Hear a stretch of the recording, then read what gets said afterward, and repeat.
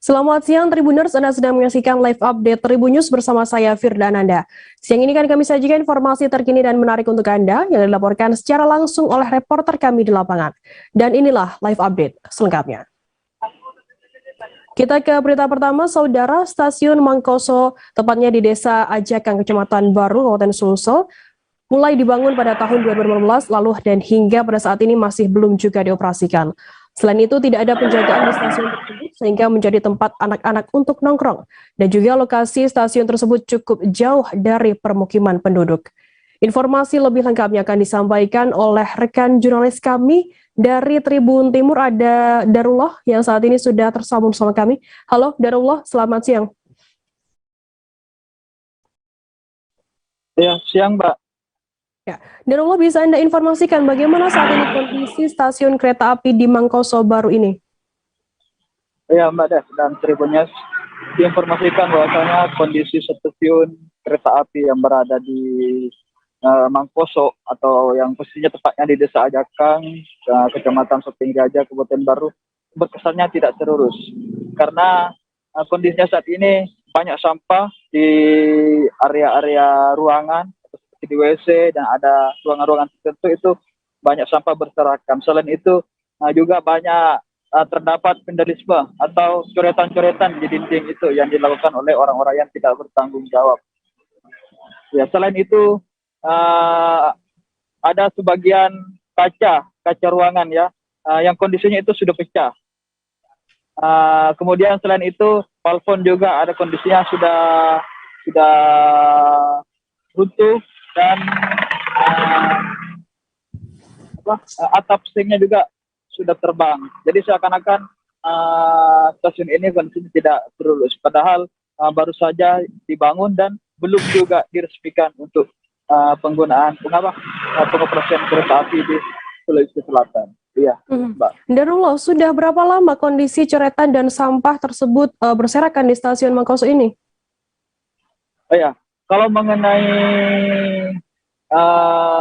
tepatnya bilang berapa lama, saya tidak tahu, belum ada kepastian terkait hal itu. Hanya saja diperkirakan kondisi itu terjadi sekitaran setahunan lebih karena banyak sampah-sampah dan coretan di dinding yang sudah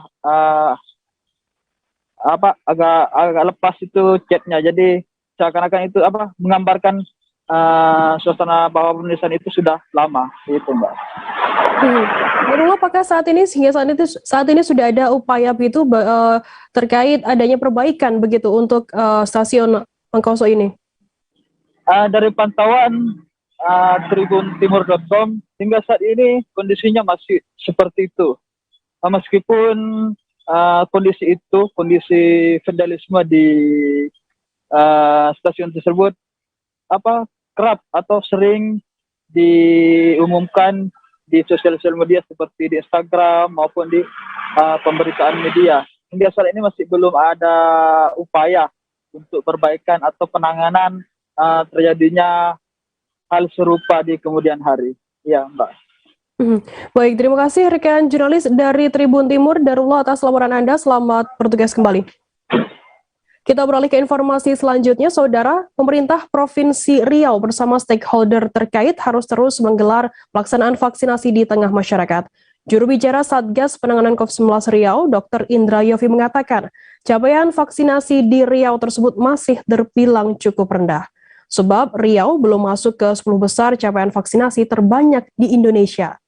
Informasi lebih lengkapnya akan disampaikan oleh rekan jurnalis kami dari Tribun Pekanbaru. Ada Syaiful Miskiono di sana. Halo Syaiful. Halo, ya sudah. Ya, Syaiful, bisa Anda informasikan sudah berapa capaian vaksinasi di Riau saat ini? Ya, baik Firda dan pemirsa Tribuners dimanapun saat ini berada. Dapat kami laporkan bahwa saat ini pemerintah Provinsi Riau bersama dengan stakeholder terkait terus menggesa pelaksanaan vaksinasi di Provinsi Riau. Namun memang sejauh ini Provinsi Riau untuk capaian vaksinasinya masih rendah jika dibandingkan dengan provinsi lain. Bahkan Riau masih berada di bawah provinsi tetangga yaitu Sumatera Barat.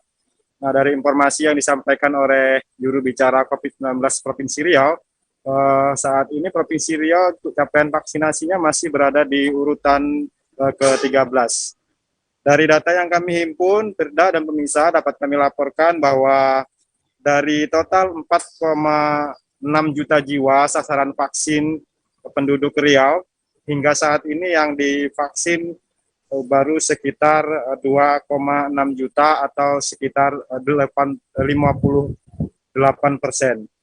Sehingga angka ini memang dinilai masih rendah karena target hingga akhir tahun nanti itu capaian vaksinasi harus mencapai 70%. Sementara sampai di penghujung tahun ini capaian vaksinasi di Provinsi Riau masih berada di angka 58%, itu pun untuk dosis 1, sedangkan untuk dosis yang kedua angkanya masih jauh berada di bawah itu. Begitu, Firda. Berarti saat ini Riau memang belum mencapai target vaksinasi ya. Kemudian apa yang menjadi kendala masih rendahnya capaian vaksinasi, dan apakah sudah ada solusi begitu dari pemerintah setempat? Ya, Firda, salah satu yang menjadi kendala memang sebelumnya adalah soal pasokan vaksin. Namun belakangan Gubernur Riau menegaskan bahwa untuk pasokan vaksin sebetulnya tidak ada masalah, sehingga saat ini yang masih menjadi kendala adalah pelaksanaan vaksinasi di tingkat daerah yang belum maksimal dilakukan. Sehingga Gubernur memang kemarin sudah menginstruksikan kepada Bupati dan Wali Kota agar daerah-daerah yang saat ini capaian vaksinasinya rendah ini diminta untuk memaksimalkan pelaksanaan vaksinasi di tengah masyarakat. Dalam hal ini untuk menggesa pelaksanaan vaksinasi, tugas dari TNI dan Polri juga dikerahkan di lapangan agar capaian vaksinasi di Provinsi Riau bisa terus ditingkatkan. Begitu, Firda. Syaiful, bisa Anda informasikan apakah respon masyarakat untuk ikut vaksin ini juga berpengaruh terhadap capaian vaksinasi di Riau? Baik, Firda, untuk antusias masyarakat sebetulnya untuk di Provinsi Riau ini cukup tinggi sekali. Bahkan di beberapa kesempatan jika ada pelaksanaan vaksinasi massal itu selalu ramai dikunjungi oleh masyarakat. Bahkan dari kuota yang sudah disiapkan oleh tim vaksinator selalu saja kekurangan. Artinya jika dilihat kondisi di lapangan memang saat ini tidak disebabkan oleh masyarakat yang tidak mau divaksin, namun karena memang keterbatasan jumlah vaksin yang ingin disuntikan kepada masyarakat. Karena sejauh ini memang kami melihat antusias masyarakat di Provinsi Riau sangat tinggi sekali untuk divaksin, namun di beberapa kesempatan mereka tidak kebagian vaksin karena dosis vaksin yang disiapkan sudah habis disuntikan kepada masyarakat yang lain. Begitu, Firda. Baik, terima kasih rekan jurnalis dari Tribun Pekanbaru Syaiful atas laporannya. Selamat bertugas kembali. Dan tadi Tribuners, Syaiful juga sudah menghimpun keterangan dari Dr. Indra Yofi, Jubir Satgas COVID-19 Riau. Berikut liputannya untuk Anda. Kami mendapat laporan masih ada kurang lebih 60-an ribu siswa SMA dan sederajat seluruh Provinsi Riau yang belum melakukan vaksinasi. Dan ada 1.200-an kalau saya nggak salah jumlah guru yang belum divaksinasi. Nah, ini masih jadi PR terutama teman-teman di Dinas Pendidikan, Dinas Kesehatan setempat untuk memastikan percepatan vaksinasi untuk anak-anak kita dan guru-guru kita supaya jangan sampai terpapar oleh COVID-19. Oke, thank you. Kita beralih ke informasi selanjutnya, Saudara. Penanganan kasus poligami tanpa izin yang dilakukan oknum aparatur sipil negara ASN di lingkungan pemerintah Kabupaten Sampang, Madura akhirnya rampung. Hasilnya, pelaku berinisial H yang tak lain adalah Kepala Puskesmas Kecamatan Camplong, Sampang, dikenai sanksi penurunan jabatan. Dalam penanganan kasus poligami tanpa izin, yang bersangkutan benar-benar terbukti melakukannya, sehingga dijatuhi sanksi kepegawaian. Informasi lebih lengkapnya akan disampaikan oleh rekan jurnalis kami dari Tribun Madura. Ada Hanggara Pratama di sana. Halo, selamat siang Hanggara. Halo, selamat siang Firda. Hanggara, bisa Anda jelaskan bagaimana awal mula kasus poligami tanpa izin ini bisa masuk ke catatan pelanggaran disiplin ASN di Pemkab Sampang? Ya, terima kasih Firda. Jadi kasus dugaan poligami yang diketahui oleh BKPSDM Sampang setelah kabar tersebut mencuat di media sosial pada akhir September 2021 lalu. Bahkan foto kemesraan antara H dengan istri mudanya juga tersebar di media sosial. Jadi mengetahui hal itu, dugaan kasus tersebut menjadi atensi khusus mengingat dinilai melanggar kedisiplinan kepegawaian sesuai ketentuan PP 45 tahun 1990 tentang perubahan PP nomor 10 tahun 1983 tentang izin perkawinan dan penceraian bagi PNS. Sehingga sebagai tindak lanjut BKPSDM seketika berkoordinasi dengan inspektorat setempat. Firda. Seperti apa untuk penanganan inspektorat beserta BKPSDM Sampang sendiri terhadap kasus poligami tanpa izin ini? Nah, sekitar awal Oktober 2021, inspektorat menindaklanjuti atas informasi dugaan kasus poligami ini, sehingga bergegas membentuk tim khusus guna menangani kasus yang anggotanya terdiri dari beberapa pegawai inspektorat BKPSDM Sampang dan Dinas Kesehatan dan Keluarga Berencana setempat. Sebagai tahap dan menangani kasus, pada akhir Oktober 2021 yang bersangkutan dipanggil ke inspektorat beserta istri yang pertama, kemudian Kepala Dinas Kesehatan setempat juga ikut dipanggil guna mengklarifikasi terkait kasus tersebut. Hanggar, apa sanksi yang kemudian dijatuhkan kepada oknum kepala puskesmas tersebut? Nah, pada awal Desember kemarin, penanganan kasus poligami tanpa izin ini rampung dilakukan, bahwa H yang tidak lain adalah kepala puskesmas Camplong terbukti melakukannya, sehingga sanksi kepegawaian penurunan jabatan fungsional diberikan, yakni selama 12 bulan. Jadi dari jenjang ahli madya turun ke jenjang muda. Atas sanksi itu, yang bersangkutan dipindah tugaskan dari Kepala Puskesmas Camplong yang sebelumnya berdinas ke dokter umum biasa di RSU Ketapang. Baik, terima kasih rekan jurnalis dari Tribun Madura, Hanggara Pratama atas laporannya. Selamat bertugas kembali. Dr. Hendrik, Kapus UPTD Puskesmas Camplong, bahwasanya tanggal 9 Desember kemarin, hari Jumat, yang bersangkutan sudah menerima surat keputusan Bupati. Yang pertama, terhadap disiplin dia, yang bersangkutan dikenai hukuman disiplin berupa penurunan jabatan setingkat lebih rendah selama 12 bulan. Jadi yang bersangkutan Dr. Hendrik, yang awalnya dia jabatannya dokter ahli madya, diturunkan jabatannya menjadi dokter muda.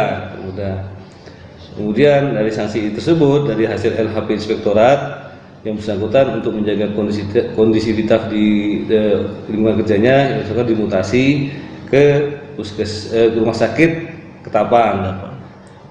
Jadi yang bersangkutan menjadi dokter muda di rumah sakit Ketapang. Itu berdasarkan keputusan Bupati tanggal 9 Desember tahun 2021. Ini kan 12 bulan seperti itu. Ya. Jadi bisa dijelaskan apakah nanti bisa menjadi kepala puskesmas lagi atau seperti apa, Pak? Selama 12 bulan yang bersangkutan itu melakukan dalam jabatan jenjang dokter muda. Kemudian setelah melakukan ini selesai 12 bulan, yang bersangkutan akan kembali ke dalam jabatan jenjang jabatan fungsional dokter madya. Terkait dengan kebijakan yang bersangkutan untuk jangka kembali sebagai kepala puskesmas, itu tergantung dari kebijakan Pak Bupati. Tentunya ini jadi pertimbangan terkait dengan kasus yang kali ini menimpa Dr. Hendrik. Jadi itu jadi kewenangan Pak Bupati, apakah yang bersangkutan nanti bisa dipertimbangkan kembali atau Ibu Bupati. Itu, Mas. Keluarga besar mantan Dirut Transjakarta almarhum Sarjono Joni menyampaikan klarifikasi soal viralnya video rapat sambil menonton belly dance. Hal ini sebagai bentuk tindak lanjut atas ramainya pemberitaan terkait jajaran direksi Transjakarta yang mengadakan rapat kerja sambil menonton belly dance tersebut. Peristiwa ini merupakan rapat kerja direksi dengan pejabat terkait di lingkungan PT Transjakarta yang dihadiri juga oleh perwakilan pengurus serikat pekerja.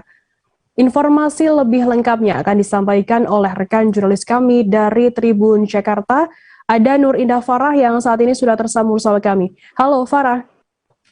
Halo Firda dan rekan Tribun News. Farah, bisa Anda informasikan bagaimana hasil klarifikasi dari pihak keluarga almarhum?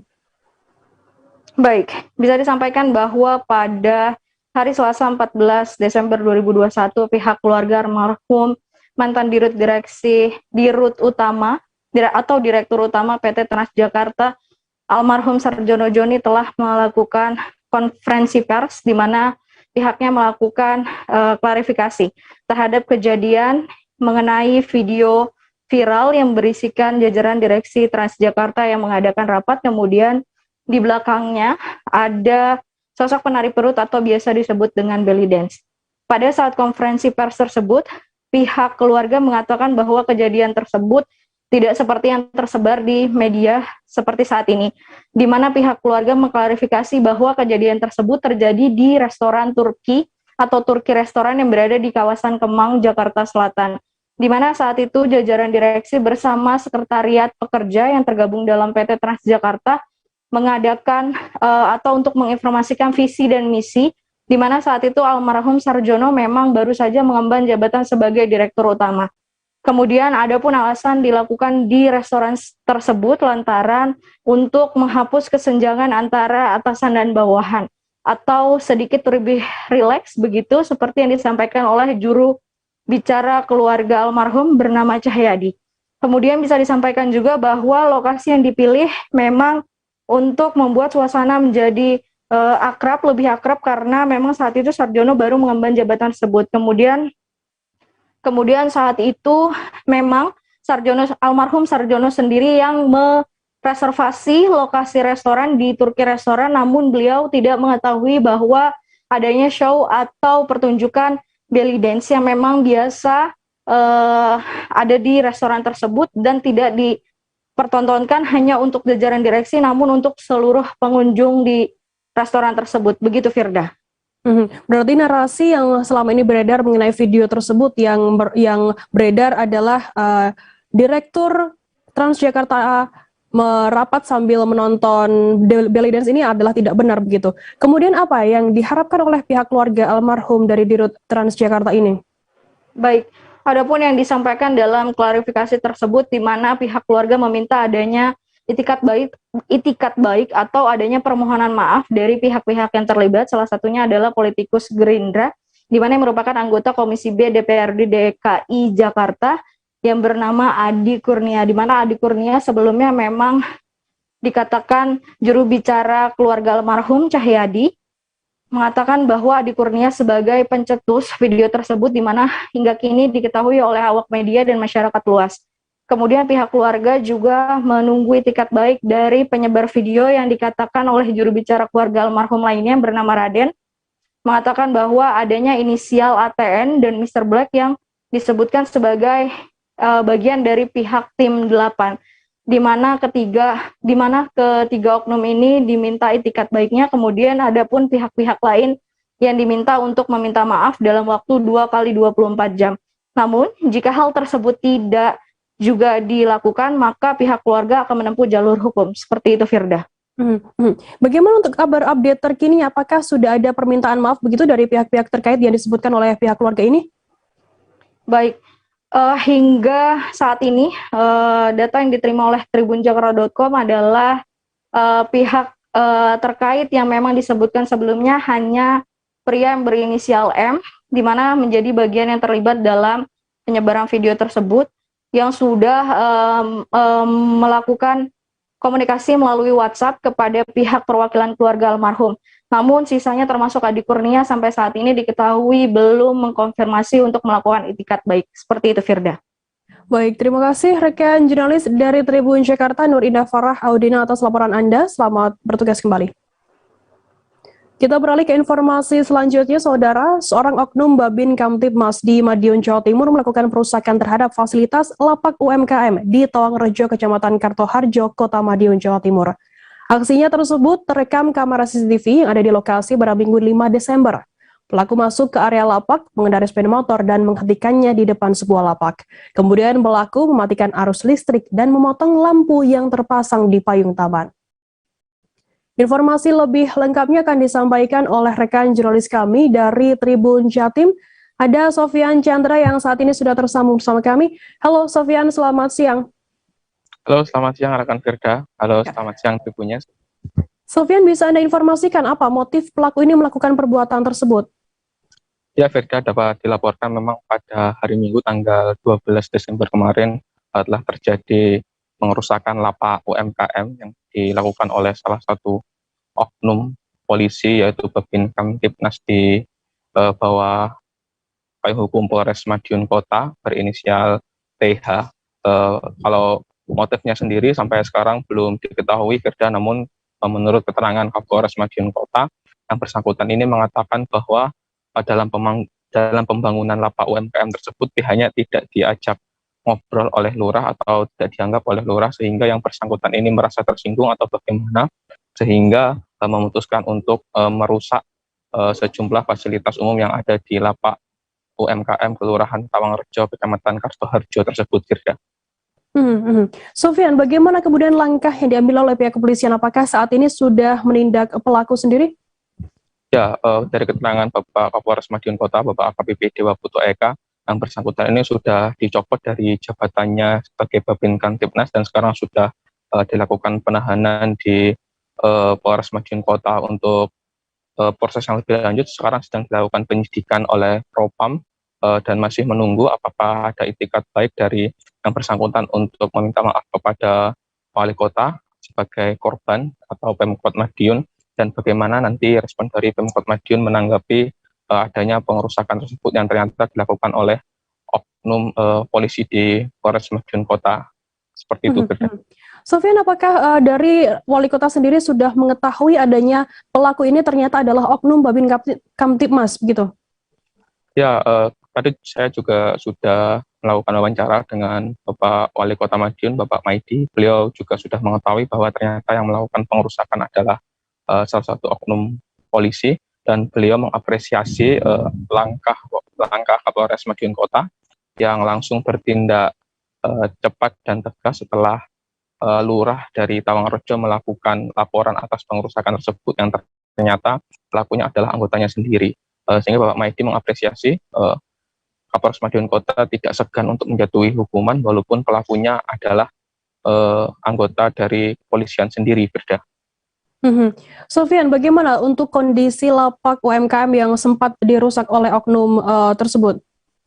Ya, Firda, tadi juga saya sempat ke lapak UMKM di Kelurahan Tawangrejo langsung, dan dari pengamatan sudah dibetulkan, Firda, baik itu box kontrol maupun jaringan-jaringan dan kabel listrik yang dipotongi oleh pelaku tadi sudah terpasang kembali dan sudah terlihat sangat rapi, Firda. Dan Bapak Wali Kota sendiri tadi juga mengatakan tidak akan menuntut ganti rugi kepada sang pelaku, tapi nanti akan dilihat bagaimana itikat baik dari sang pelaku, apakah akan meminta maaf kepada Bapak Wali Kota sendiri, karena sampai saat ini Bapak Wali Kota, Pak Maidi, belum menerima permintaan maaf dari sang pelaku, Firda. Baik, terima kasih rekan jurnalis dari Tribun Jatim, Sofian Chandra, atas laporannya. Selamat bertugas kembali. Dan tadi Tribuner, Sofian juga sudah menghimpun keterangan dari Wali Kota Madiun, Bapak Maidi. Berikut liputannya untuk Anda. Tapi harusnya perbuatan itu perbuatan yang cukup mengecewakan. Apalagi dia seorang pengaman. Saya terima kasih sekali pada institusi Polri. Saya terima kasih sekali karena apa? Pelakunya dari sana dirindu sendiri. Itu luar biasa ya. Hebat Pak Kapolres, hebat ya. Hebatnya Pak Kapolres ini betul-betul adil. Walaupun itu anak buah salah, dibuka anak buah saya salah. Itu hebat, luar biasa. Ini luar biasa. Jadi jangan sampai macam-macam itu rakyat, masyarakat jangan seperti itu. Ini institusi aja, di tubuhnya itu aja, itu dibuka loh. Itu hebat, saya salut sekali ini. Jadi tidak tedeng aling-aling, dia adil, dia melanggar, ya diadili. Dan ini merugikan rakyat. Ini merugikan rakyat. Saya dengan merugikan rakyat, sebelum ada tuntutan dari rakyat, harus kita adili dulu. Kita adili dulu, enggak apa-apa. Jadi biar rakyat puas, semuanya kita adili, sehingga rakyat sendiri hati-hati. Tribuners, seusai jeda kami akan kembali dengan informasi menarik lainnya, tetaplah di live update. Oke, apa kabar Bang Aris di sini untuk strateginya? Kalau saya sendiri di game week 37 ini yang semalam baru mulai, saya udah hitam. Sebenarnya aku nggak ngerasa itu penangkapan atau penggerbegan atau apapun itu. Karena gini loh, posisinya aku kriteria. Jadi kita mengenal disebut dengan stroke yang tidak berdarah dengan stroke yang berdarah. Stroke yang tidak berdarah itu biasanya ditandai dengan adanya penyumbatan. Kalau itu penyumbatan di sini mungkin pikirnya tidak ke situ kali ya. Tapi kalau di Korea atau di Kamboja itu ada beberapa paper yang saya itu mas, ya dulunya tukang koran. Oh gitu ya. Tukang koran. Ya saya baca itu Pak. Tuh kan pernah baca kan? Ya. Jadi kalau saya jadi tanggap itu udah bersyukur banget. Si anak ini dijadikan sebagai tersangka begitu. Ya kalau ini kita bicara yang di luar kasus Situbondo ya. Dengan nama hujan shower, di mana terdapat batas jelas antara daerah hujan dan tidak hujan yang biasanya terjadi pada fase awal mature stage atau tahap berbahaya dewasa. itu Kang. Jadi mulai artinya terjadinya perlembekan. Nah itu untuk penetrasi akan sulit gitu ya. Dok, saya ini menurut saya memang tidak mudah, bukan urusan tanah diambil. Kalau misalnya Amerika Serikat sekarang, Rasulullah mengatakan dalam sebuah hadis bahwa berpuasa di 6 hari Syawal itu. Oke, apa kabar Bang Aris di sini untuk strateginya? Kalau saya sendiri di game week 37 ini yang semalam baru mulai, saya udah hitam. Sebenarnya aku nggak ngerasa itu penangkapan atau penggerbegan atau apapun itu. Karena gini loh, posisinya aku kriteria. Jadi kita mengenal disebut dengan stroke yang tidak berdarah dengan stroke yang berdarah. Stroke yang tidak berdarah itu biasanya ditandai dengan adanya penyumbatan. Kalau itu penyumbatan di sini mungkin pikirnya tidak ke situ kali ya. Tapi kalau di Korea atau di Kamboja itu ada beberapa paper yang saya itu mas, ya dulunya tukang koran. Oh gitu ya. Tukang koran. Ya saya baca itu Pak. Tuh kan pernah baca kan? Ya. Jadi kalau saya jadi tanggap itu udah bersyukur banget. Si anak ini dijadikan sebagai tersangka begitu. Ya kalau ini kita bicara yang di luar kasus Situbondo ya. Dengan nama hujan shower, di mana terdapat batas jelas antara daerah hujan dan tidak hujan yang biasanya terjadi pada fase awal mature stage atau tahap Berbahaya dewasa. itu Kang. Jadi mulai artinya terjadinya perlembekan. Nah itu untuk penetrasi akan sulit gitu ya. Dok, saya ini menurut saya memang tidak mudah, bukan urusan tanah diambil. Kalau misalnya Amerika Serikat sekarang, Rasulullah mengatakan dalam sebuah hadis bahwa berpuasa di 6 hari Syawal itu. Oke, apa kabar Bang Aris di sini untuk strateginya? Kalau saya sendiri di game week 37 ini yang semalam baru mulai, saya udah hitam. Sebenarnya aku nggak ngerasa itu penangkapan atau penggerbegan atau apapun itu. Karena gini loh, posisinya aku kriteria. Jadi kita mengenal disebut dengan stroke yang tidak berdarah dengan stroke yang berdarah. Stroke yang tidak berdarah itu biasanya ditandai dengan adanya penyumbatan. Kalau itu penyumbatan di sini mungkin pikirnya tidak ke situ kali ya. Tapi kalau di Korea atau di Kamboja itu ada beberapa paper yang saya itu mas, ya dulunya tukang koran. Oh gitu ya. Tukang koran. Ya saya baca itu Pak. Tuh kan pernah baca kan? Ya. Jadi kalau saya jadi tanggap itu udah bersyukur banget. Si anak ini dijadikan sebagai tersangka begitu. Ya kalau ini kita bicara yang di luar kasus Situbondo ya. Dengan nama hujan shower, di mana terdapat batas jelas antara daerah hujan dan tidak hujan yang biasanya terjadi pada fase awal mature stage atau tahap Berbahaya dewasa. itu Kang. Jadi mulai artinya terjadinya perlembekan. Nah itu untuk penetrasi akan sulit gitu ya. Dok, saya ini menurut saya memang tidak mudah, bukan urusan tanah diambil. Kalau misalnya Amerika Serikat sekarang, Rasulullah mengatakan dalam sebuah hadis bahwa berpuasa di 6 hari Syawal itu.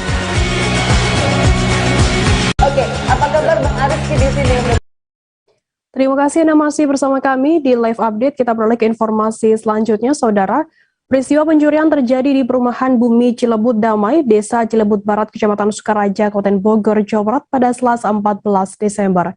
Dalam rekaman video CCTV, tampak dua orang pencuri berhasil membawa kabur motor jenis trail di perumahan Bumi Cilebut Damai, RT 1 RW 18, Blok A5 nomor 6. Informasi lebih lengkapnya akan disampaikan oleh rekan jurnalis kami. Dari Tribun News Bogor ada Yudis Tirawane yang saat ini sudah tersambung bersama kami.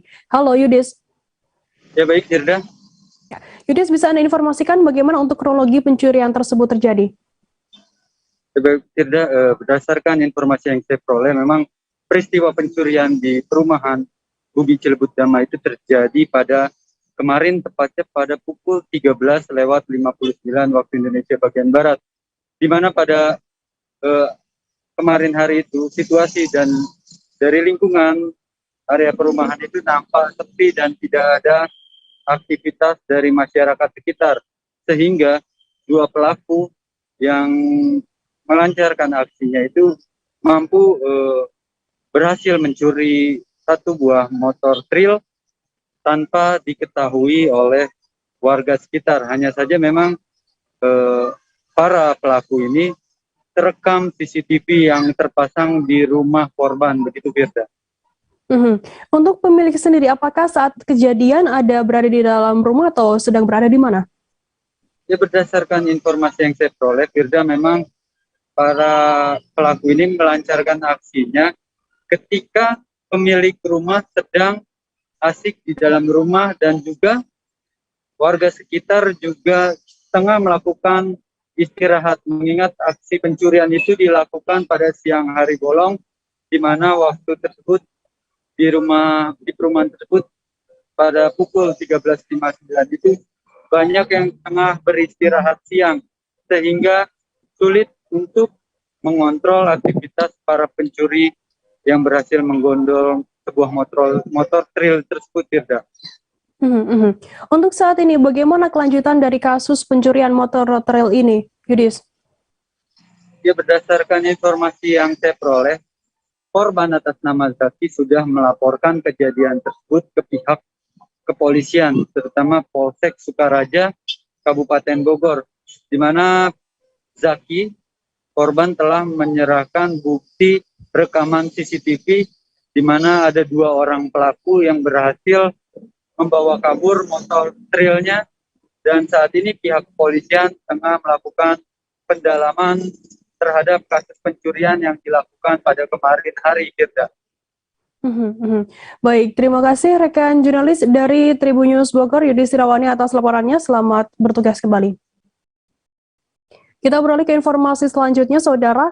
Gesekan antara dua kubu supporter yang pecah di Jalan Pandanaran, Desa Danguran, Kecamatan Klaten Selatan, Klaten, Jawa Tengah, pada akhir pekan kemarin berujung damai.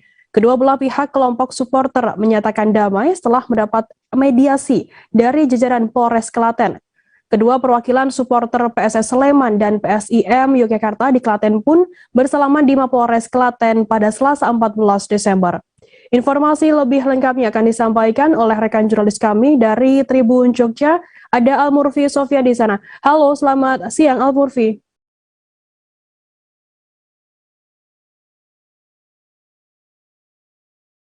Halo, selamat siang Al-Murfi.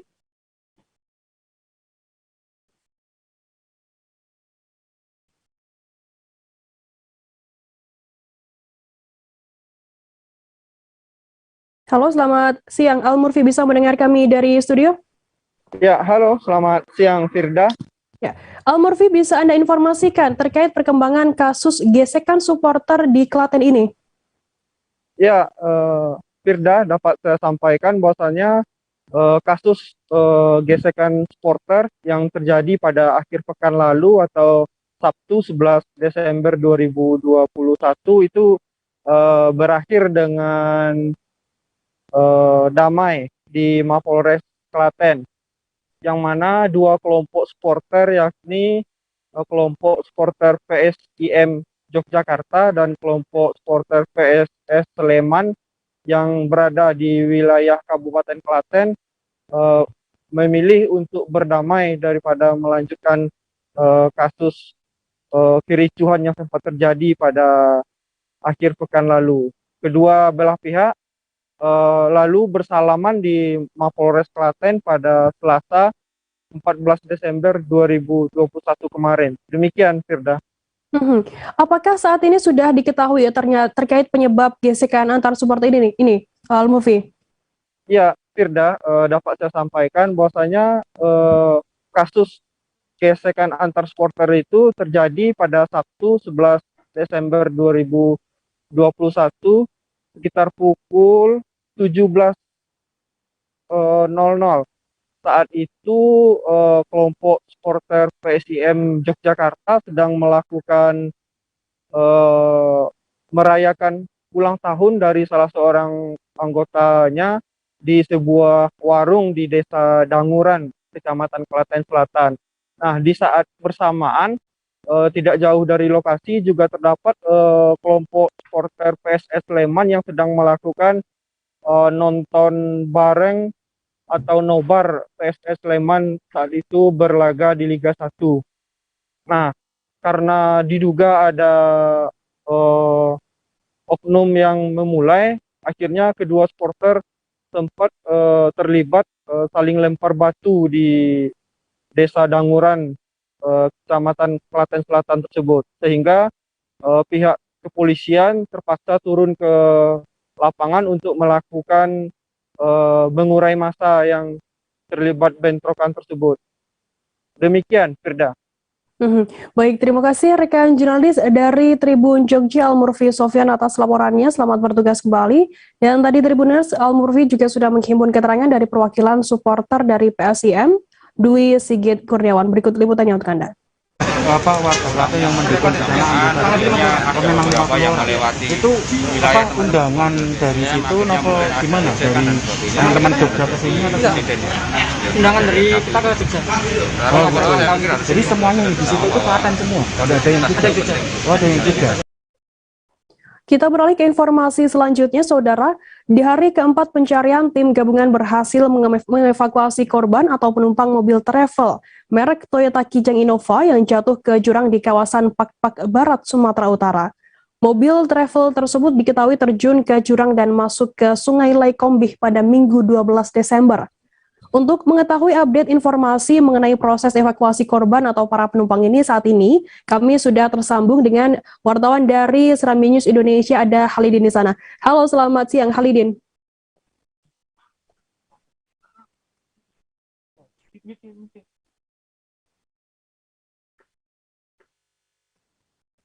Halo, selamat siang Firda. Ya, Halidin, bisa Anda informasikan saat ini di hari keempat ini sudah ada berapa korban yang ditemukan oleh tim gabungan?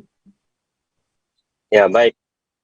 Sahabat Tribun News, dimanapun berada, kami hari ini adalah hari keempat proses pencarian korban mobil jatuh di jurang Pakpak Barat yang masuk ke dalam Sungai Lekombih dan yang mengalir ke kota Subulu Salam.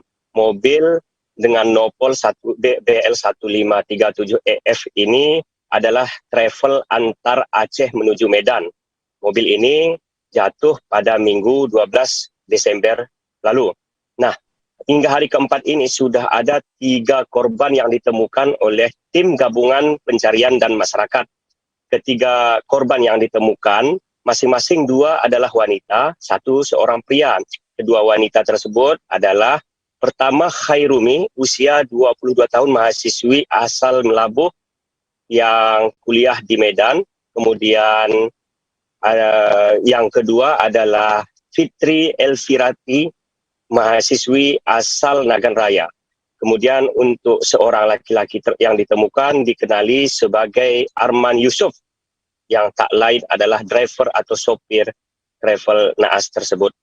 Nah, hari keempat ini belum ada tanda-tanda penemuan korban lainnya.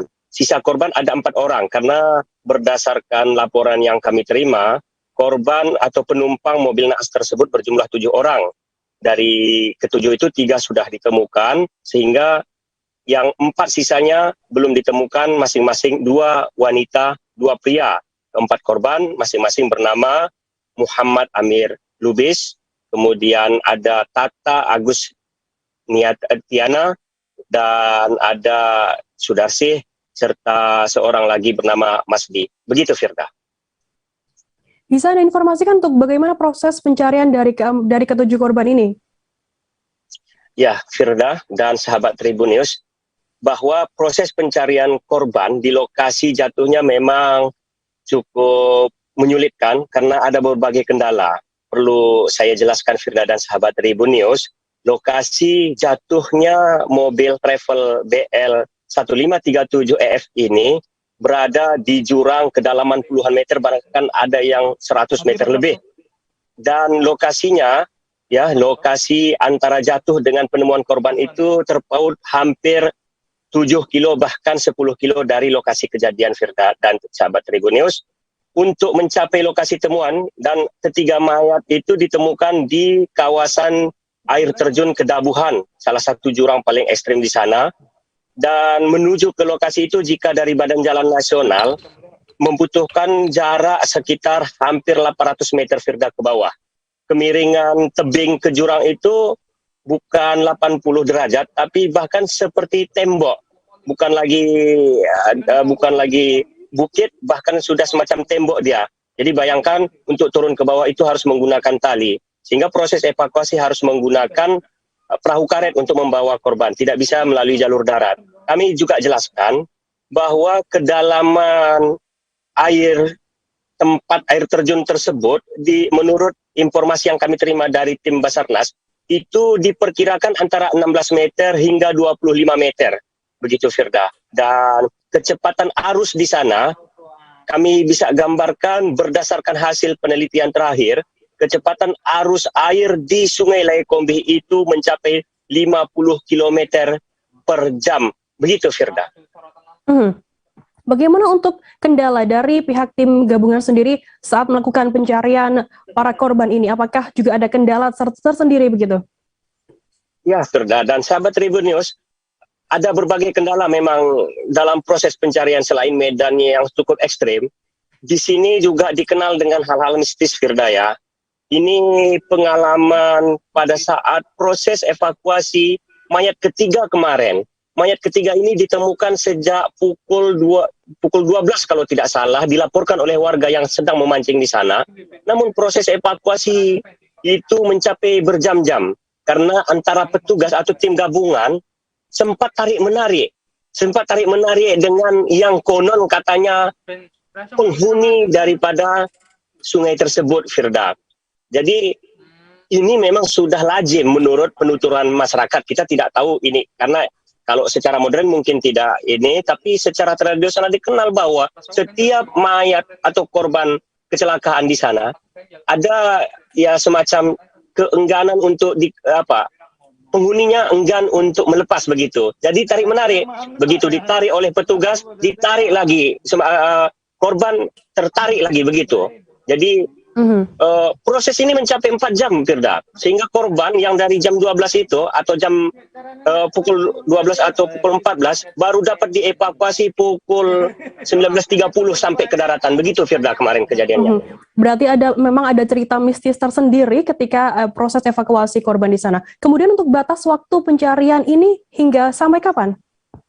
Nah, berdasarkan hasil konfirmasi kami ke pihak tim dari Basarnas, kemudian ada Badan Penanggulangan Bencana baik Papak Barat, kemudian ada kemarin Kapolres Papak Barat AKBP Rocky. Berdasarkan standar mereka sejauh ini bahwa proses atau batas waktu pencarian terhadap korban mobil jatuh tersebut 7 hari. Jadi ini hari keempat, berarti kemungkinan sampai hari Sabtu depan. Sabtu nanti untuk memenuhi 7 hari. Nah, nanti di sana akan dipertimbangkan kembali apakah akan diperpanjang atau bagaimana, nanti kembali dievaluasi. Begitu, Firda. Baik, terima kasih rekan jurnalis dari Serambi News Indonesia, Halidin, atas laporan Anda. Selamat bertugas kembali. Dan tadi Tribuners, Halidin juga sudah menghimpun keterangan dari ibunda dari seorang korban, Hajah Siti Asri, dan kemudian tim evakuasi bernama Ibda Zulfan Effendi. Berikut liputannya untuk Anda. Dalam penanganan kami dievakuasi jam berapa? Kurang lebih 45 menit. 45 menit. Berarti jam 12 kita berangkat dari sana. Jam 12. Jam 12 ya. Memang medannya cukup ini ya. Cukup menantang. Iya. Abang paham nggak lokasi sungainya ini? Katanya ada semacam apa bang ya? Palung air. Palung. Sejauh kita sisir ada beberapa titik, tetapi tidak kita temukan tanda-tanda. Tanda-tanda ya. Setiap ada tempat-tempat mencurigakan kami sisir. Setengah jam ya. Berarti tidak bisa ditarik. Ya. Pemahaman kita tidak bisa dikeluarkan oleh penghuninya ya, gitu ya. Kalau nggak kita jumpai ke situ. Harus dijumpai, ada orang pintar. Putar dia gini di air terjun itu. Iya.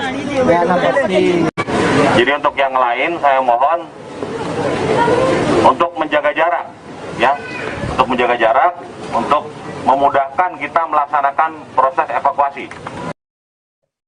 Kita beralih ke informasi selanjutnya, Saudara. Kapal motor Kalimas 4 yang mengangkut BBM milik PT PLN dikabarkan hilang kontak di perairan Asmat sejak Minggu 12 Desember. KM Kalimas 4 berangkat sekira pukul 5 pagi waktu Indonesia Timur untuk membawa pasokan BBM untuk PLN Kabupaten Asmat. Kapal rencananya tiba di Asmat sekira pukul 17.00 WIT atau 12 jam perjalanan. Informasi lebih lengkapnya akan disampaikan oleh rekan jurnalis kami dari Tribun Papua, ada Marcelinus yang saat ini sudah tersambung bersama kami. Halo, selamat siang Marcel.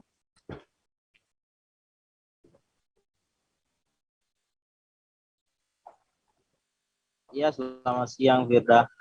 Ya, Marcel, bisa Anda informasikan bagaimana kronologi hilang kontaknya KM Kalimas ini? Baik Firda dan Tribuners, selamat siang. Dapat saya informasikan di sini bahwa untuk kehilangan kapal motor Kalimas 4 yang mengangkut bahan bakar minyak menuju ke Kabupaten Asmat hilang sejak hari Minggu tanggal 12 Desember 2021.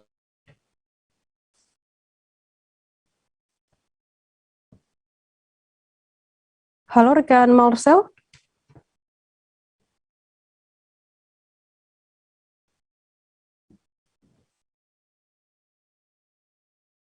Kehilangan tersebut baru dilaporkan oleh Ibu Pogi pada tanggal 14 Desember 2021 kemarin. Begitu, Firda. Untuk jumlah awak kapal dari KM Kalimas 4 ini total ada berapa? Baik Firda dan Tribuners, untuk jumlah awak kapal yang ada di dalam kapal KM Kalimas 4 tersebut ada 6 orang, di mana nama-nama kru kapal antara lain yakni Ansar, yaitu merupakan kapten kapal, Ruslan ABK, Supliansa ABK, Nikmat ABK, Haswan ABK, dan Mirsan ABK. Namun perlu diketahui bahwa hingga saat ini belum ada informasi terkait keberadaan penumpang beserta kapal KM Kalimas 4 ini. Begitu, Frida. Marcel, apa upaya dari tim SAR sendiri saat melakukan pencarian kapal KM Kalimas 4 ini? Baik, Firda dan Tribuners, dapat saya laporkan bahwa upaya pencarian sejak kemarin dilakukan oleh tim gabungan dari Basarnas, namun sekitar setengah hari pencarian sejak dilaporkan oleh pihak dari Pertamina bahwa untuk pencarian kemarin hingga saat ini hasilnya masih nihil. Perlu diketahui bahwa tadi pagi sekitar pukul 7.40 itu tim SAR gabungan berjumlah 19 orang telah diberangkatkan oleh Kakan Sartimika George Mercy Leorandang, di mana tim sudah berangkat dibantu dengan teman-teman dari Polairo dan TNI Angkatan Laut. Begitu, Frida. Baik, terima kasih rekan jurnalis dari Tribun Papua, Marcelinus Labu atas laporan Anda. Selamat bertugas kembali. Dan tadi Tribuners, Marcel juga sudah menghimpun keterangan dari Kepala Kantor Pencarian dan Pertolongan Timika, George Leo Mercy Randang. Berikut liputannya untuk Anda. Saat ini lagi melaksanakan operasi pencarian terhadap hilangnya kapal KM Kalimas 4 yang disampaikan dalam laporan bahwa kapal tersebut bertolak dari Timika ke Kabupaten Asmat untuk mendukung support BBM yang diperuntukkan untuk PLN. Dan sampai saat ini, ya, setelah menerima informasi dari hari Selasa hingga hari Rabu ini tim masih berupaya melakukan pencarian dan sampai saat ini masih nihil. Menjelang Hari Raya Natal 2021, pemerintah melalui Dinas Perdagangan Kota Sorong, Papua Barat, kembali menggelar pasar murah di sekitaran halaman GKI Immanuel Sorong. Kegiatan tersebut dibuat guna menyambut Hari Natal dan Tahun Baru bagi umat Nasrani di Kota Sorong. Wali Kota Sorong, Lambert Citmau, mengatakan kegiatan pasar murah ini dilakukan di 3 titik. Untuk mengetahui informasi lebih lengkapnya, saat ini kami sudah tersambung dengan jurnalis dari Tribun Papua Barat, ada Safwan Asari, yang akan berikan informasi lengkapnya untuk Anda Tribuners. Halo Safwan. Halo, selamat sore Firda. Ya, Safwan, bisa Anda informasikan bagaimana situasi pelaksanaan pasar murah di Kota Sorong, Papua Barat ini? Iya, Firda dan juga Tribuners dimanapun Anda berada, hari ini dapat saya kabarkan dari Kota Sorong, Papua Barat, bahwa sejak pagi tadi pemerintah Kota Sorong dalam hal ini Dinas Perdagangan melakukan membuka pasar murah di sejumlah titik di Kota Sorong. Kegiatan ini sangat disambut positif oleh masyarakat di Kota Sorong, sebab sangat membantu masyarakat dalam hal membeli barang-barang menjelang Natal tahun 2021 ini sendiri. Safwan, kegiatan ini menyasar pada masyarakat kalangan mana saja, bisa Anda informasikan?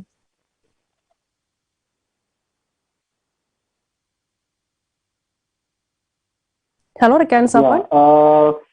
Kegiatan yang dilakukan oleh pemerintah Kota Sorong ini sendiri menyasar pada masyarakat kalangan menengah ke bawah, sebab di tengah pandemi COVID-19 ini mereka sangat membutuhkan bantuan dari semua pihak, termasuk pemerintah daerah Kota Sorong sendiri.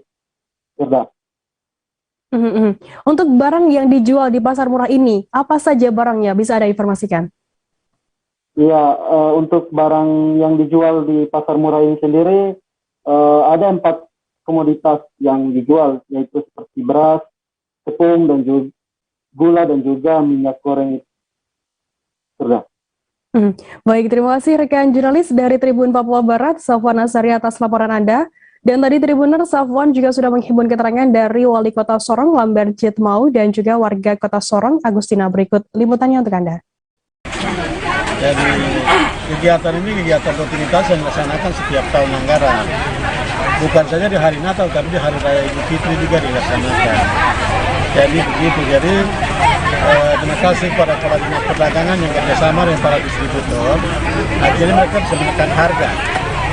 Harga tidak seperti yang di pasar atau tempat lain, tapi di pasar harga di bawah itu. Sudah diperhitungkan, mereka tidak rugi dan mereka tidak untung besar juga, tapi mereka bisa melayani masyarakat yang ada di Kota Sorong. Senang karena pas kan ada hari raya, jadi dapat begini kita senang.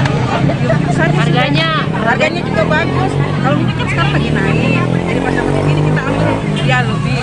Nanti harganya murah ya? Iya, harganya murah, beras juga murah.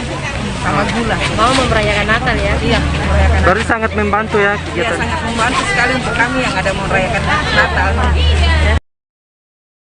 Tribuner, selesai jadi kami akan kembali dengan informasi menarik lainnya, tetaplah di Live Update. Oke, apa kabar Bang Arief di sini untuk strateginya? Kalau saya sendiri di Jumip 37 ini yang semalam baru mulai, saya udah sebenarnya aku nggak ngerasa itu penangkapan atau penggerebegan atau apapun itu, karena gini loh, posisinya aku kriteria. Jadi kita mengenal disebut dengan stroke yang tidak berdarah dengan stroke yang berdarah. Stroke yang tidak berdarah itu biasanya ditandai dengan adanya penyumbatan. Kalau itu terjadi di sini mungkin pikirnya tidak ke situ kali ya, tapi kalau di Korea atau di Kamboja itu ada beberapa paper yang saya itu mas, ya dulunya tukang koran. Oh gitu ya, tukang koran. Ya saya baca itu Pak. Tuh kan pernah baca kan? Ya. Jadi kalau saya jadi pangdam itu udah bersyukur banget. Si anak ini dijadikan sebagai tersangka begitu. Ya kalau ini kita bicara yang di luar kasus Sibolongo ya. Dengan nama hujan shower. di mana terdapat batas jelas antara daerah hujan dan tidak hujan yang biasanya terjadi pada fase awal mature stage atau tahap Berbahaya dewasa. itu Kang. Jadi mulai artinya terjadinya perlembekan. Nah itu untuk penetrasi akan sulit. Gitu, ya. Dok, saya ini menurut saya memang tidak mudah, bukan urusan tanah diambil. Kalau misalnya Amerika Serikat sekarang, Rasulullah mengatakan dalam sebuah hadis bahwa berpuasa di 6 hari Syawal itu. Oke, apa kabar Bang Arif di sini untuk strateginya? Kalau saya sendiri di Jumit 37 ini yang semalam baru mulai, saya udah sebenarnya aku nggak ngerasa itu penangkapan atau penggerebegan atau apapun itu, karena gini loh, posisinya aku kriteria. Jadi kita mengenal disebut dengan stroke yang tidak berdarah dengan stroke yang berdarah. Stroke yang tidak berdarah itu biasanya ditandai dengan adanya penyumbatan. Kalau itu terjadi di sini mungkin pikirnya tidak ke situ kali ya, tapi kalau di Korea atau di Kamboja itu ada beberapa paper yang Saya itu Mas, ya dulunya tukang koran. Oh gitu ya. Tukang koran. Ya, saya baca itu Pak. Tuh kan, pernah baca kan? Ya. Jadi kalau saya jadi tanggal itu udah bersyukur banget. Si anak ini dijadikan sebagai tersangka begitu. Ya, kalau ini kita bicara yang di luar kasus Bongombo ya. Dengan nama hujan shower, di mana terdapat batas jelas antara daerah hujan dan tidak hujan yang biasanya terjadi pada fase awal mature stage atau tahap Berbahaya dewasa. itu Kang. Jadi mulai artinya terjadinya perlembekan. Nah itu untuk penetrasi akan sulit. Gitu, ya. Dok, saya ini menurut saya memang tidak mudah, bukan urusan tanah diambil.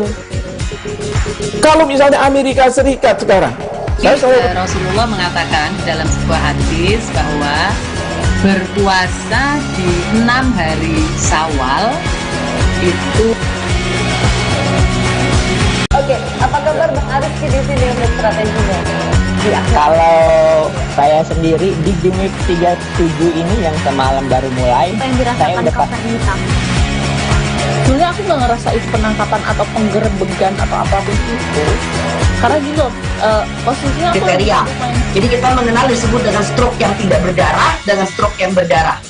Stroke yang tidak berdarah itu biasanya ditandai dengan adanya penyumbatan. Kalau itu terjadi di sini mungkin pikirnya tidak ke situ kali ya, tapi kalau di Korea atau di Kamboja itu ada beberapa paper yang Saya itu Mas, ya dulunya tukang koran. Oh gitu ya. Tukang koran. Ya, saya baca itu Pak. Tuh kan, pernah baca kan? Ya. Jadi kalau saya jadi tanggal itu udah bersyukur banget. Si anak ini dijadikan sebagai tersangka begitu. Ya, kalau ini kita bicara yang di luar kasus Bongombo ya. Dengan nama hujan shower, di mana terdapat batas jelas antara daerah hujan dan tidak hujan yang biasanya terjadi pada fase awal mature stage atau tahap Berbahaya dewasa. itu Kang. Jadi mulai artinya terjadinya perlembekan. Nah itu untuk penetrasi akan sulit. Gitu, ya. Dok, saya ini menurut saya memang tidak mudah, bukan urusan tanah diambil. Kalau misalnya Amerika Serikat sekarang, Rasulullah mengatakan dalam sebuah hadis bahwa berpuasa di 6 hari Syawal itu. Oke, apa kabar Bang Arif di sini untuk strateginya? Kalau saya sendiri di Jumit 37 ini yang semalam baru mulai, saya udah sebenarnya aku nggak ngerasa itu penangkapan atau penggerebegan atau apapun itu, karena gini loh, posisinya aku kriteria. Jadi kita mengenal disebut dengan stroke yang tidak berdarah dengan stroke yang berdarah. Stroke yang tidak berdarah itu biasanya ditandai dengan adanya penyumbatan. Kalau itu terjadi di sini mungkin pikirnya tidak ke situ kali ya, tapi kalau di Korea atau di Kamboja itu ada beberapa paper yang Saya itu Mas, ya dulunya tukang koran. Oh gitu ya. Tukang koran. Ya, saya baca itu Pak. Tuh kan, pernah baca kan? Ya. Jadi kalau saya jadi tanggal itu udah bersyukur banget. Si anak ini dijadikan sebagai tersangka begitu. Ya, kalau ini kita bicara yang di luar kasus Bongombo ya. Dengan nama hujan shower, di mana terdapat batas jelas antara daerah hujan dan tidak hujan yang biasanya. Terima kasih Anda masih bersama kami di live update. Kita beralih ke informasi selanjutnya, Saudara. 3 calon kandidat Ketua Asosiasi Provinsi Sulawesi Utara memaparkan visi dan misi di Gedung Yacht Center Manado pada Selasa 14 Desember. 3 calon kandidat Ketua Asprof Sulut adalah Bupati Minahasa John Ganda, Anshe Tanioas, dan Michael Tungari. Informasi lebih lengkapnya akan disampaikan oleh rekan jurnalis kami dari Tribun Manado, ada Fistel Mukuan di sana. Halo Fistel, selamat siang. Halo rekan Firda, selamat siang. Ya, Fistel, ada berapa calon yang akan dipilih dan kapan pelaksanaannya? Ya, ada 3 calon yang menjadi kandidat calon ketua Asprof Sulut, sebagaimana yang sudah Firda sebutkan tadi. Salah satunya Bapak Bupati Minahasa Utara, Bapak John Ganda. Nah, karena saat ini masih di tengah pandemi, sehingga pemaparan visi dan misi hanya dilakukan secara terbatas oleh panitia yang hadir di Youth Center dan beberapa anggota. Sedangkan untuk calon yang hadir secara langsung hanya Bapak Bupati Minahasa Utara, sedangkan yang lainnya hanya mengikuti melalui Zoom virtual. Dan kongres pemilihannya pada tanggal 18 Desember 2021 ini di Hotel Sultan Raja Kota Manado. Demikian rekan Firda. Kemudian, Fisel, apa harapan dari ketua panitia untuk ketua yang terpilih nantinya? Ya, ketua panitia berharap agar apa pemaparan yang disampaikan ketiga calon tersebut agar kedepannya bisa dilakukan. Jangan hanya disampaikan melalui pemaparan, tapi ketika terpilih tidak bisa melakukan apa-apa yang mereka sampaikan dalam pemaparan visi dan misi ini. Dan memang sebagaimana yang kami dengar dari 3 calon ini, semuanya ingin membangun dan mengangkat nama Sulawesi Utara di sepak bola Sulawesi Utara. Demikian Firda. Baik, terima kasih rekan jurnalis dari Tribun Manado, Fistel Mukuan, atas laporannya. Selamat bertugas kembali. Dan tadi Tribuners, Fistel juga sudah menghimpun keterangan dari Ketua Panitia Pemilihan, Jeffrey Talumepa. Berikut liputannya untuk Anda.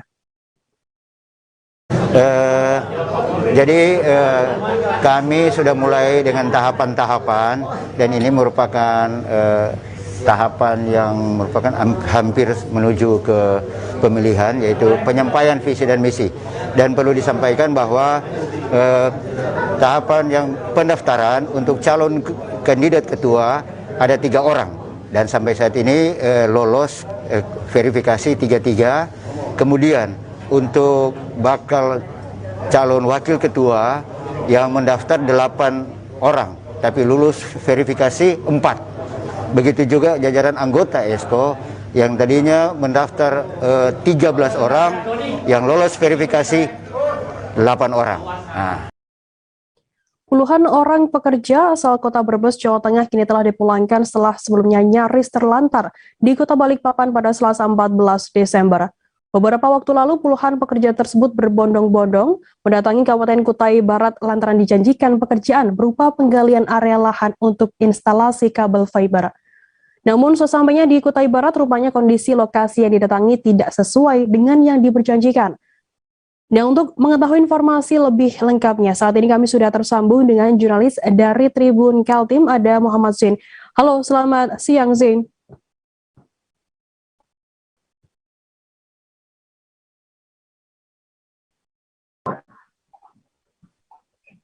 Baik, selamat siang rekan Firda. Ya, Zain, bisa Anda jelaskan pekerjaan apa yang dijanjikan oleh pihak terkait ini sehingga puluhan orang pekerja terkatung-katung di sana? Baik, bisa dilaporkan bahwa 25 pekerja kota Brebes tersebut dijanjikan pekerjaan untuk melakukan penggalian tanah di daerah Kutai Barat, sehingga mereka yang menerima pekerjaan tersebut ini membayangkan bahwa tanah yang berada di kawasan Kutai Barat tersebut ini tidak berbeda jauh dengan tanah yang ada di Pulau Jawa. Namun sesampainya mereka di sana, ternyata tanah yang wilayah yang dijanjikan ini masih berupa tanah padat, sehingga ini sangat menyulitkan bagi mereka untuk melakukan penggalian ataupun melakukan pekerjaan tersebut. Nah, dari tanah merah tersebut mereka hanya bekerja paling tidak itu 2 hari saja. dan mereka memutuskan untuk menyerah dan mengaku untuk mundur. Namun dari pihak penyedia pekerjaan ini tidak bertanggung jawab, sehingga mereka terpaksa untuk mencoba mencari jalan sendiri untuk bisa pulang ke kampung halaman mereka. Seperti itu, Firda. Zain, bagaimana kemudian pengakuan dari para pekerja ini yang nyaris terlantar? Baik, mereka mengaku bahwa mereka sempat melakukan perjalanan kaki dari Kutai Barat menuju kota Balikpapan, di mana untuk melakukan perjalanan dari Kutai Barat ke kota Balikpapan sendiri ini menempuh perjalanan 10 hari lamanya. Jadi mereka melakukan perjalanan kaki disambi dengan menumpang dengan kendaraan-kendaraan bak terbuka seperti truk ataupun pickup yang kebetulan melintas seperti itu. Nah, kemudian mereka sempat menghubungi pemerintah mereka, dalam hal ini adalah Bupati Brebes, untuk berkenan memulangkan mereka ke kampung halaman. Seperti itu, Firda. Kemudian apa yang membuat akhirnya mereka ini memutuskan untuk berhenti? Baik, jadi mereka pada awalnya bersepakat bahwa dengan iuran ataupun upah tertentu untuk melakukan penggalian dan mereka nantinya akan diperbolehkan untuk pulang.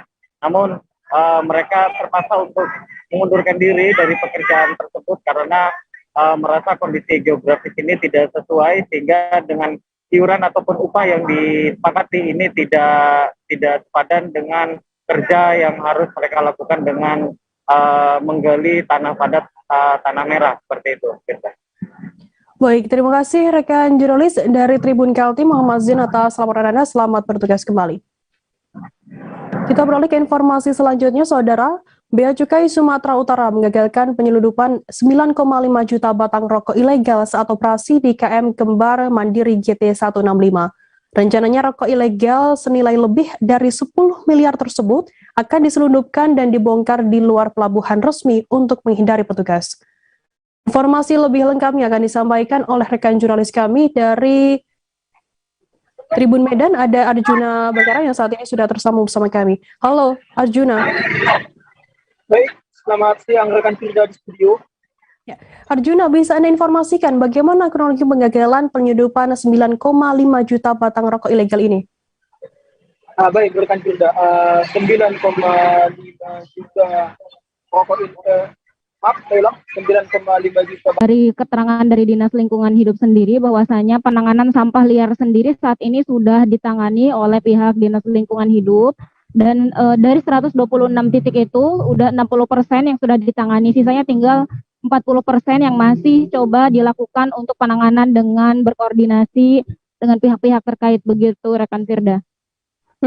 Apa saja? Apakah juga ada keluhan begitu dari masyarakat terkait adanya penanganan sampah liar di Serang? Ya, karena memang beberapa titik sampah liar di Kota Serang sendiri memicu bau yang kurang sedap dan mengganggu dari mulai para pengguna jalan dan juga masyarakat sekitar, sehingga pemerintah Kota Serang memerintahkan kelurahan dan tingkat kecamatan untuk berkoordinasi sama-sama membantu untuk proses penanganan sampah liar ini sendiri. Selain itu juga Pemkot meminta agar lurah, kecamatan hingga pihak terkait untuk berkoordinasi langsung dengan Dinas Lingkungan Hidup, begitu rekan Firda. Kemudian apakah apa bentuk penanganan dari pihak terkait ini terkait 40% sampah liar yang di sana yang belum tertangani saat ini? Iya, untuk penanganannya yaitu mereka akan melakukan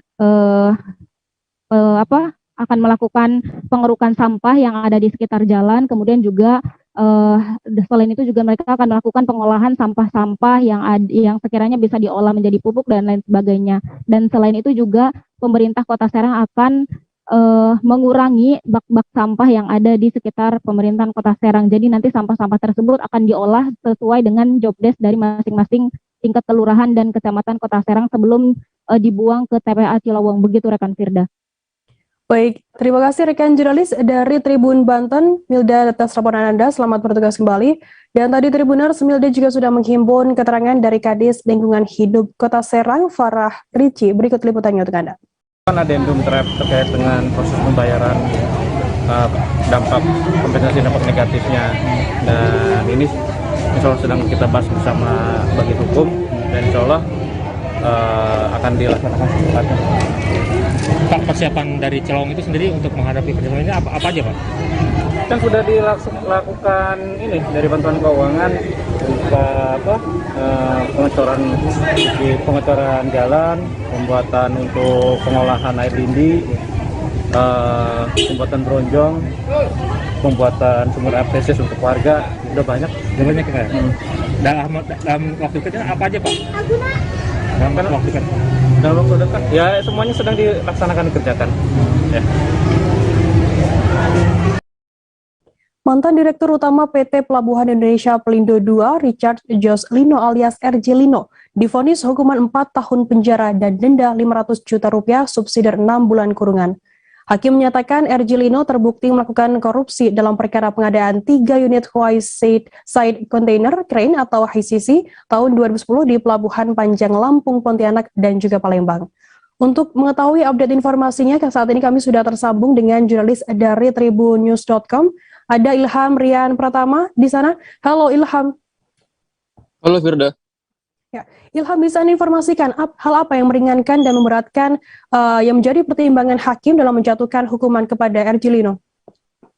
Ya, jadi Tribuners dan Firda, mantan Dirut Pelindo II RJ Lino telah divonis hukuman 4 tahun penjara dan denda 500 juta rupiah, subsidi 6 bulan kurungan karena terbukti melakukan korupsi.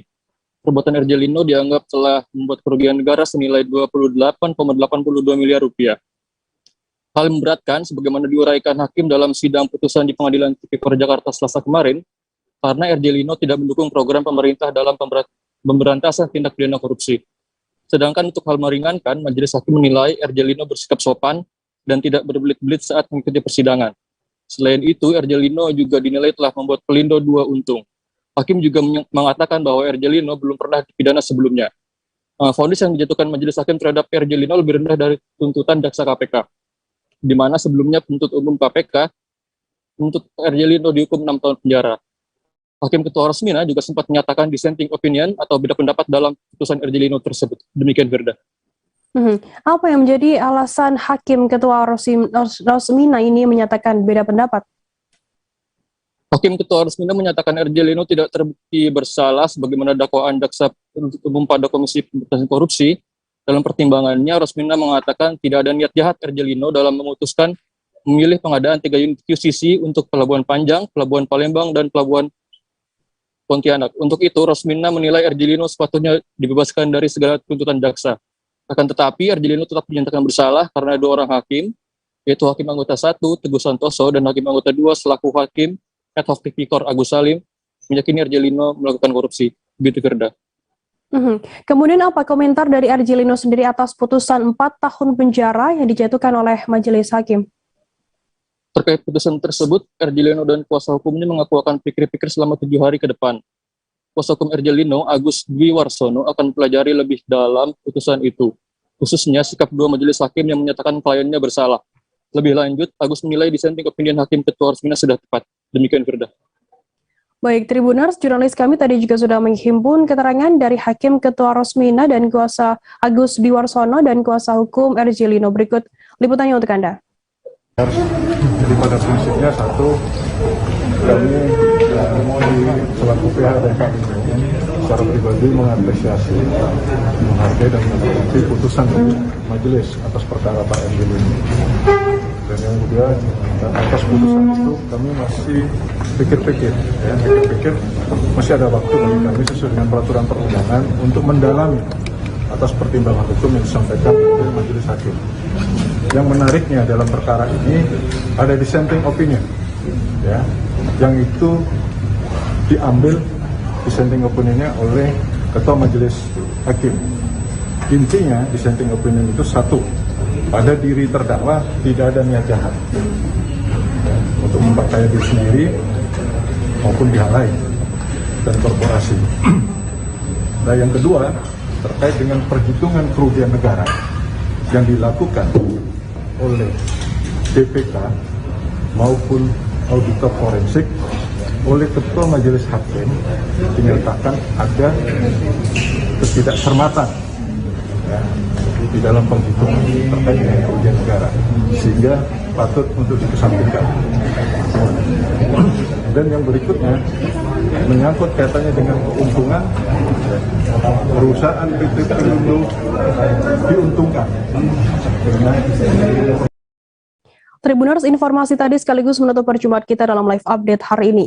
Jangan lupa saksikan terus live update di seluruh kanal YouTube dan Facebook Tribun Network. Saya Firdana, mewakili kru yang bertugas, pamit undur diri. Terima kasih dan sampai jumpa. Jangan lupa like, subscribe, dan share ya!